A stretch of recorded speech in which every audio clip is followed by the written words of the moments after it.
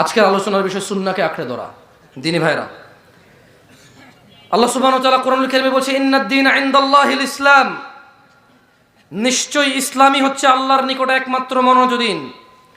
ওয়া মাখতালাফাল্লাযীনা উতুল কিতাবা ইল্লা মিন বা'দি মা জাআহুমুল ইলম বাগিয়ান বাইনাহুম ওয়া মান ইয়াকফুর বিআয়াতিল্লাহি ফাইন্নাল্লাহা সারিউল হিসাব।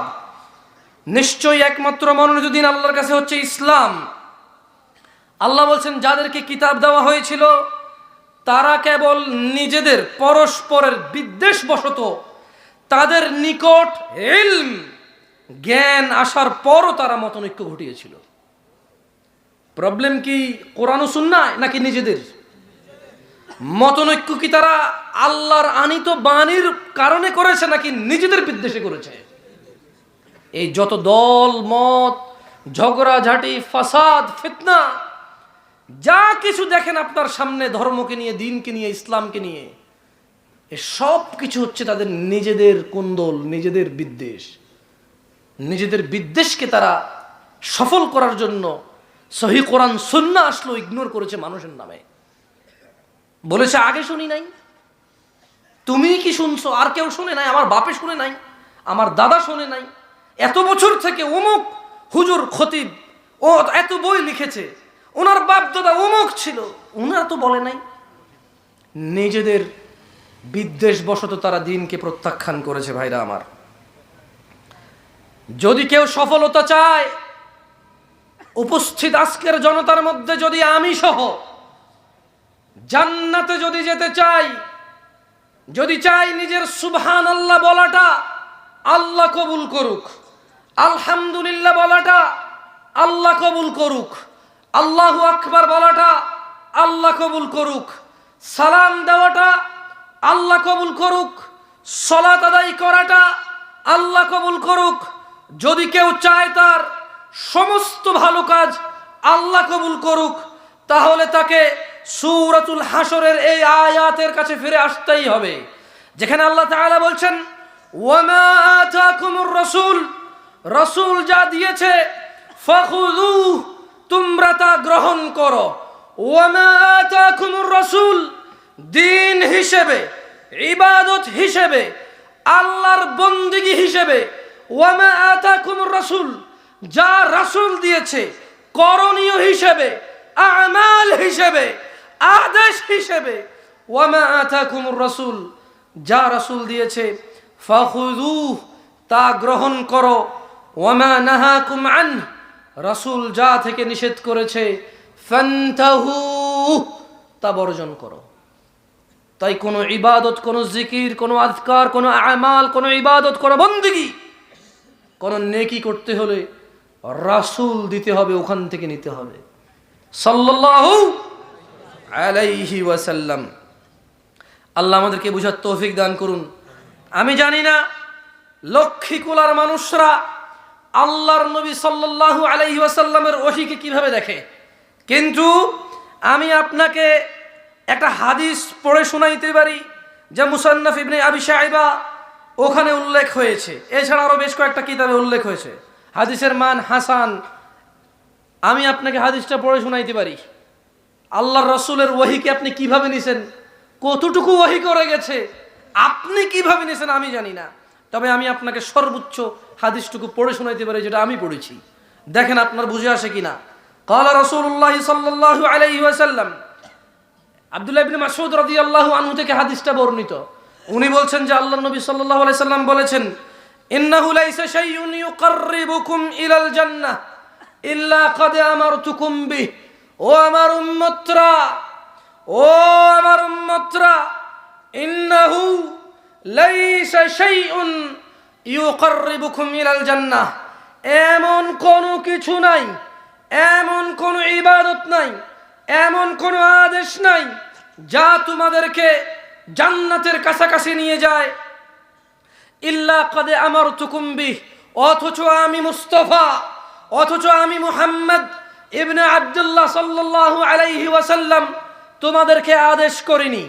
এমন কোনো ইবাদত নেই, এমন কোনো ভালো কাজ নাই যেটা জান্নাতের নিকট নিয়ে যায়, অথচ আমি মুহাম্মদ আদেশ করি নাই।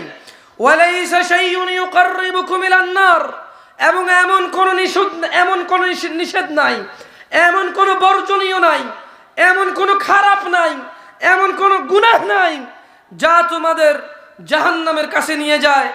ইল্লা ক্বাদ নাহাইতুকুম আন, অথচ আমি মুস্তাফা তোমাদের নিষেধ করি নাই। আপনি দিনকে কতটুকু পরিপূর্ণ মনে করেন আমি জানি না। কে কে লাগবে আপনার দিনকে সাব্যস্ত করার জন্য? কি কি প্রবলেম আছে আপনার নিয়ে আসেন, কোরআন ও সুন্নাহর সামনে নিয়ে আসেন, সলভ হবে, সলিউশন হবে।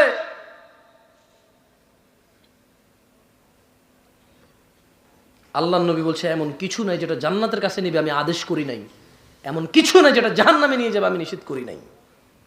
আল্লাহ আমাদেরকে বোঝার তৌফিক দান করুন।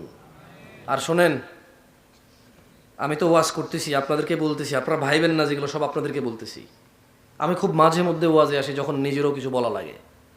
আমি আজকে আসলে আপনাকে ওয়াজ করতেছি কম, নিজেকে ওয়াজ করতেছি বেশি। কারণ আছে, কারণ হচ্ছে আজকের দিনের যে গুনাহগুলি আমাদের সমাজে, এগুলো হুজুর তার শ্রোতা, আলেম তার ছাত্র, প্রায় মানুষের মধ্যে সিমিলার।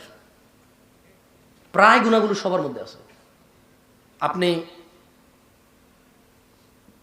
বহু আলেম পাবেন, ওয়াইজিন পাবেন, সারাদিন ফেসবুক চালায় পাবেন, সারাদিন গান শোনে পাবেন আপনি।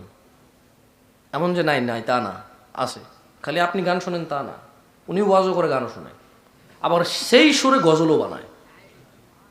বুঝছেন না বোঝেন নাই? উনি ওয়াজ করে, গান শোনে, গান শুনে সেই সুরে কি বানায়? গজল শোনে। এরপরে নতুন নতুন নায়কের নাম বলবে, নায়িকার নাম বলবে। আপনি শোনেন না, ওর থেকে শুনে আপনি গুগলে যে সার্চ করতে হবে। আপনি চিন্তা করবেন এই কার নাম করে শুনলাম না, কি রে এত সিনেমা, সারাদিন 24 ঘন্টা সিনেমা দেখি, হুজুর কাম নাম করলে চিনলাম না। এরপর নিজেরা আপনার কাছে নিজের মনে হবে যে হোয়াট ব্রো, আমি মিস করছি, হুজুর জানলাম আমি জানলাম না। বুঝলেন না? আল্লাহ আমাদেরকে বুঝার তৌফিক দান করুন। যাই হোক, খারাপ লাগে আবার হাসিও পায়। আউযু বিল্লাহি মিনাশ শাইতানির রাজিম। যাই হোক, ইসলাম দেখেন, আপনারা এখানে কিন্তু অনেক, আমি বহু ওয়াজে গেছি, এত মানুষ হয় না। ও আল্লাহ, সো আমি আপনাদেরকে কম বলবো না, তারপরেও বলি, যদি আজকে আপনাদের এলাকা হিসাব করেন তাহলে কি আপনারা অনেকে দূর দূরান্ত থেকে আসছেন না? 2 কিলো, 5 কিলো, 7 কিলো, 10 কিলো থেকে আসেন নাই? আসছেন। যাই হোক, আপনাদেরকে আরেকটা হাদিস শুনাই। আন আবি হুরায়রা রাদিয়াল্লাহু আনহু قال, আবু হুরায়রা রাদিয়াল্লাহু আনহু থেকে বর্ণিত। সবচেয়ে দুঃখ লাগে জানেন, এদেশের যখন কাউকে নসিহত করি না সে হাসে।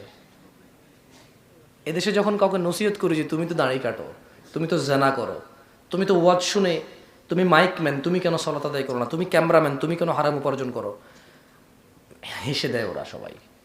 এখন আপনাদেরকে কতগুলো কথা বললাম, আপনারা হাসলেন না? হাসছেন কিন্তু। কেন হাসছেন জানেন? এটা একটু নিজেদেরকে প্রশ্ন করবেন। আমি এমন কিছুই বলিনি এখানে যেটা হাসবেন, কিন্তু আপনারা হাসছেন। শুরু থেকে এসব 5 থেকে 7 বার আপনারা হেসে দিয়েছেন অনেক, অথচ কথাগুলো হাসির ছিল না, কথাগুলো মোটো কৌতুক ছিল না। কথাগুলো কোরআনের আয়াত পড়েছি, হাদিস পড়েছি, অর্থ করেছি, কিছু কারো সাথে মিলেছে। আপনি হাসছেন কেন জানেন? এই অপরাধটা আপনার মধ্যে নাই, কিন্তু আপনার পাশের জনে আছে। এই জন্য আপনি খিলখিল করে হেসে দিয়েছেন যে হ্যাঁ এতে করে, এই জন্য আপনি হেসে দিয়েছেন। সো এখন এখানে নসিহত করলে মানুষ হাসে, মানুষ তার অপরাধ নিয়ে বিবেচনা করে না।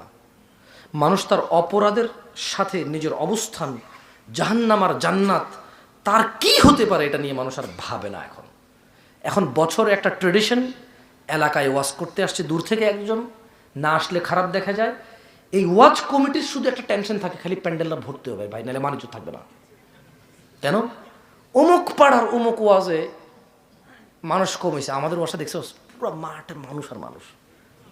মাহফিলের আয়োজকের বেশিরভাগ সফলতা হচ্ছে প্যান্ডেল ভরা নিয়ে।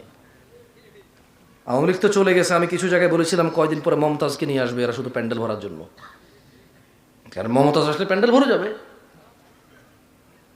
আদারওয়াইজ ও তো মাহফিল কমিটির কোনো সাকসেস না যদি প্যান্ডেল না ভরে।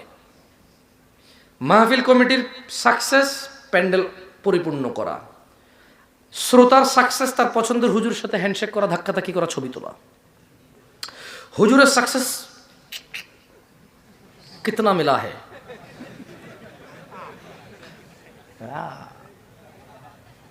তারপরে ক্যামেরাম্যানের সাকসেস কোন কথাটা ভেজেল্লা করে দিছে, যেটা ইউটিউবে আপলোড করলে আকাশ বাতাসে আগুন ধরে যাবে, হাজার হাজার কমেন্ট আসবে, ওর পেজের রিচ বাড়বে, এঙ্গেজমেন্ট বাড়বে, আর খালি মানে জানাবে বিচারের এই ন্যাংটা নাচ গান দেখায় শুধু টাকা আর টাকা। এটা হচ্ছে ক্যামেরাম্যানের সাকসেস। আর এই মাইক ম্যানের সাকসেস কি জানেন ভাই? 35 কোয়েশ্চেন কম দিয়েন না।